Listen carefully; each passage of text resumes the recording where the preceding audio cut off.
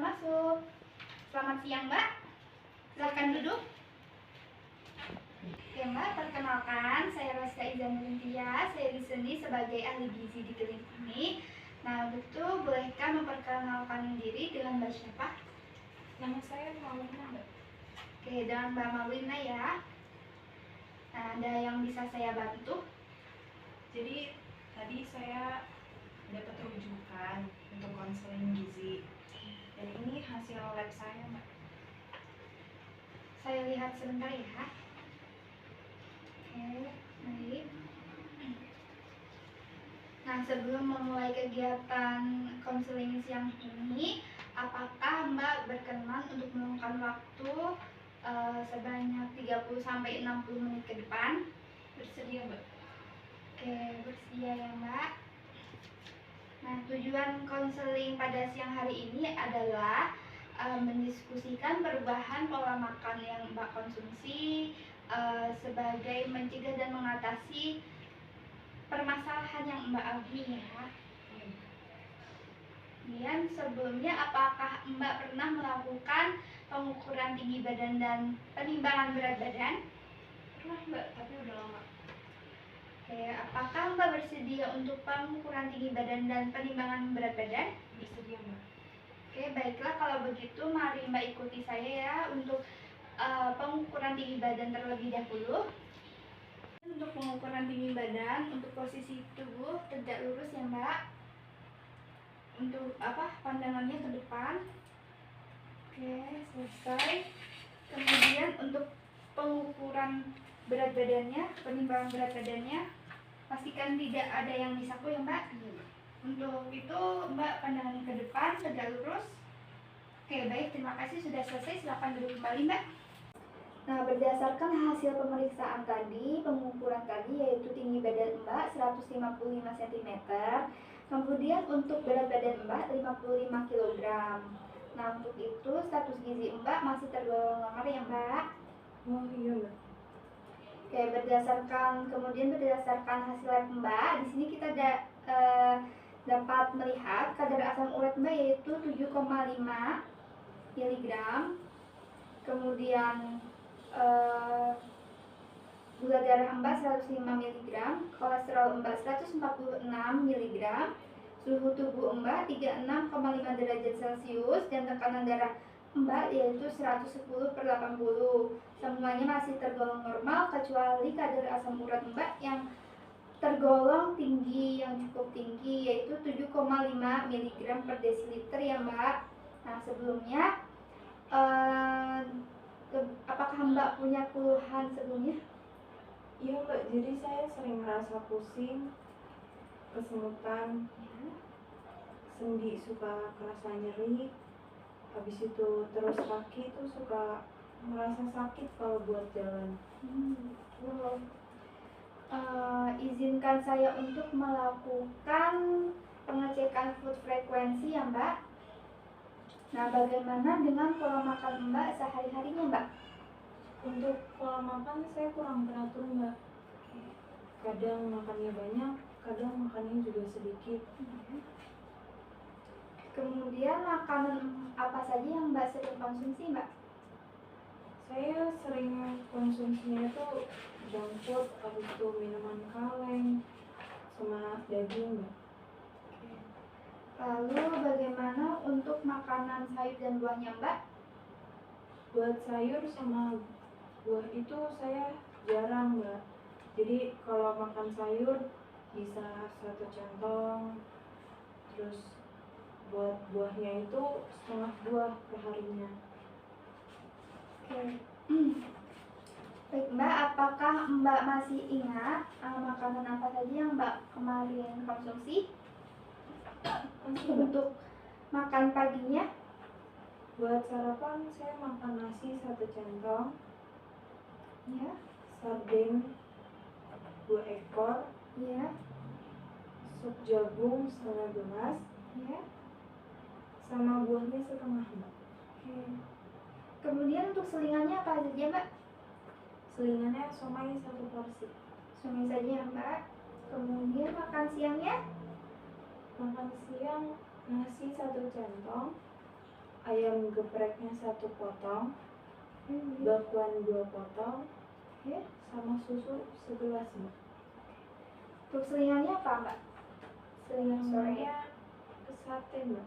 Sate-sateannya untuk berapa tusuk? 1 doang Mbak. Itu aja. Kemudian makan malamnya? Untuk makan malam saya nasi 2 centong, Ya. habis itu rendangnya 1 potong, Ya. tahu gorengnya 1 potong. Oke. Udah itu saja Mbak. Iya Mbak.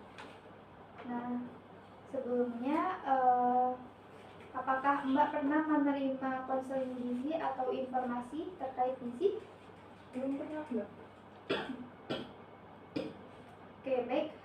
Berdasarkan pemeriksaan lab tadi, yaitu Mbak terkena penyakit asam urat yang cukup tinggi, yaitu 7,5 mg. Nah, dan riwayat pola makan Mbak itu masih kurang baik ya Mbak, Iya Mbak. sehingga didiagnosa penyakit asam urat Mbak. Gitu. Nah, asam urat ini merupakan penyakit yang berasal dari makanan kita yang dikonsumsi, seperti yang Mbak tadi sebutkan itu termasuk golongan tinggi purin ya Mbak. Nah, seperti tadi jeroan, makanan yang diawetkan tadi ada ya Mbak, sarden gitu, daging. Nah, seperti itu. Jika tidak segera diobati, maka akan semakin berbahaya dan tidak baik untuk kesehatan Mbak ya. Wah, ngeri ya Mbak. Iya Mbak, untuk itu sebaiknya dianjurkan untuk mengurangi tinggi purin tersebut dan mengkonsumsi makanan sesuai dengan pola gizi seimbang. Begitu. Baik Mbak. Nah Mbak, untuk itu bersediakah menunggu saya untuk beberapa menit untuk memperhitungkan asupan yang Mbak tadi sebutkan itu terkait Bersedia Mbak. Oke, baik. Sambil menunggu, mungkin ini Mbak bisa baca-baca terlebih dahulu ya Mbak. Saya ada leafletnya terkait pencegahan diet tinggi purinnya itu Mbak, atau asam urat. Tunggu sebentar ya Mbak. Iya Mbak.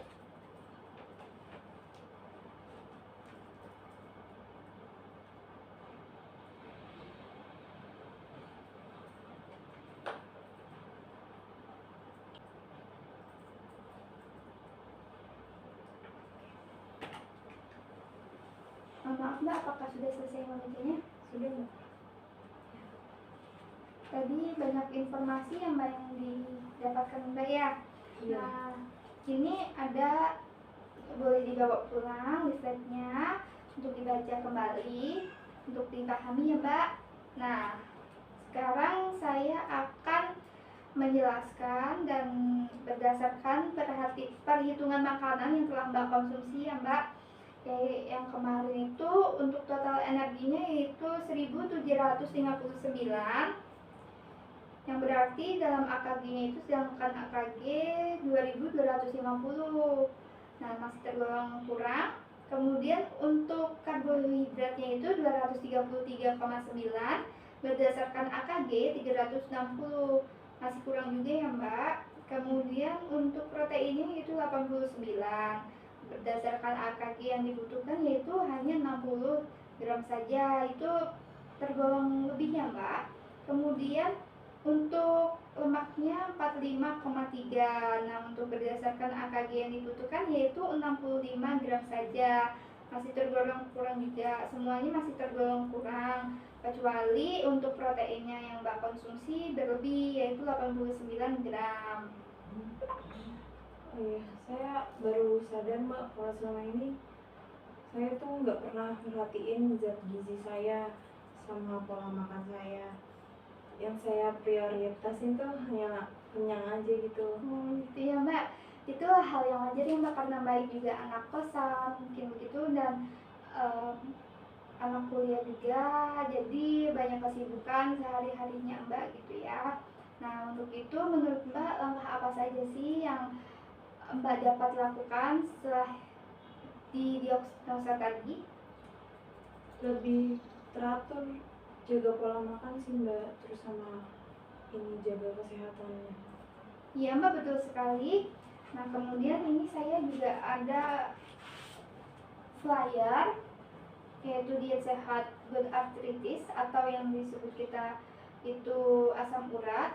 Yang pertama itu ada tips sukses menjalankan diet asam uratnya. Yang pertama ada perbanyak air putih, kemudian hindari makan tinggi purin, kemudian konsumsi buah antioksidan tinggi, kemudian cek kesehatan secara rutin, aktivitas fisik secara rutin, dan hindari dari obesitas ya Mbak.